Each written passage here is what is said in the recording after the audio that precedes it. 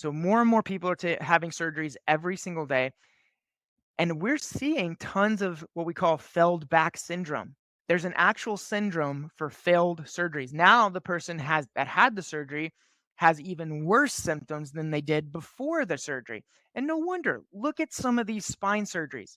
It just looks scary, doesn't it? I don't mean to scare any of you, but look at the rods, the screws that they bolt into your spine. It's crazy. No wonder there's a condition called failed spine surgery where your symptoms actually get worse after your spine surgery. The one thing I can guarantee I can show you, or something that should give you a little bit of confidence in chiropractic, is that there's no such thing called a failed adjustment syndrome.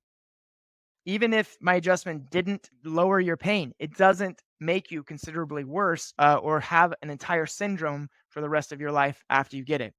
Now, I do understand that sometimes, very rarely, but sometimes there is no other option besides surgery. I understand. And if you are that one person, if you're that real small minority where you just don't have another option, you have to have surgery, then this is what I want you to at least talk to your medical doctor about before you have the surgery. Make sure you get these questions answered.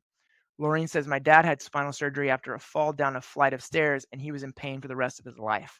Unfortunately, we see that. And so that's why I put this in here. If you do feel like you're at the end of your road, okay, you've tried everything else, and hold on, I'm going to show you what to do at the end of today's class, and hopefully these things will work for you. But if they don't, and you're at your end of your wits' end, and your medical doctor is saying, hey, have surgery, at least ask them these questions. What are the risks of this procedure? You would think they would just tell you that, but they don't. A lot of times they don't.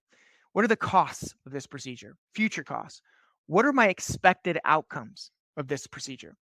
And this is a great question, I think. May I interview 10 of your patients?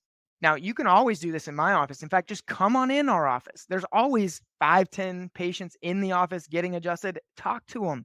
Ask them how it's going. Ask them how their experience is in my office. I would love for you to come visit our office and ask these people what their experience was with chiropractic in our office. Ask them, what does research say? I can show you just stacks of research. Come find me, send me an email. I'll send you the research that shows what I'm doing works. All right.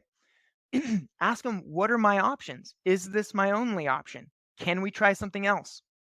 And then lastly, is this treating my symptoms, or is this correcting the cause of my problem? And that is a big one, because in most cases, we're just treating these symptoms. If you have low back pain and you just take a pain pill, you're treating a symptom. Muscle relaxers, treating a symptom. Leg pain, swelling, burning, even if you have inflammation and we're just taking an anti-inflammatory, we're treating the symptoms and not addressing the cause. We're treating these body signals, right? And they're just the tip of the iceberg. Treating that little tip of the iceberg right there, and the whole rest of the iceberg is underneath the water. It's the real problem. It's the real issue. Because most of the time, you don't feel the entire problem. In fact, less than 10% of your nerves in your body sense pain. So usually this problem was building up and building up and building up until it affected the small 10% of the nerves that actually made you feel this.